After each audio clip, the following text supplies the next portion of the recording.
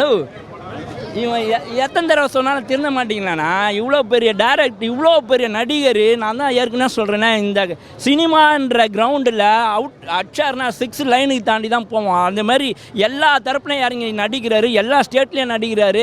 Hollywood ரேஞ்சுக்கு பண்ணுற Oscar அவர் வாங்க போகிற ஒரு நடிகரை தூக்கின்னு வந்து ஆந்திராக்காரனுக்கு கொடுத்துட்டு ஒரு இடத்துல விசில் அடிக்க வேண்டிய இடமே இல்லை, கைத்தட்ட வேண்டிய இடமே இல்லை, மாசின்ஸ் இல்லை, ஒன்றுமே இல்லை. தலை வலிக்கிற மாதிரி பண்ணியிருக்காங்க.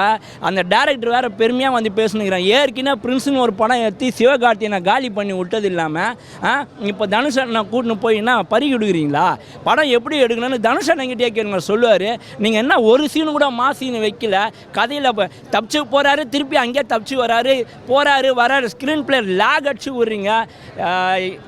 அதாவது எல்லா படமும் ஹிட் ஆகணும்னு அவசியம் கிடையாது. தனுஷ் அண்ணா நல்ல நடிகர்னு எல்லாருக்குமே தெரியும், நல்லாவே படம் பண்ணியிருக்கிறாரு. பட்டு டேரக்டரு ஸ்க்ரீன் பிளே சரி கிடையாது. அது ஒரு ஆடியன்ஸான்றதோட ஒரு தனுஷ் ரசிகராக எனக்கு இந்த படம் பிடிக்கல.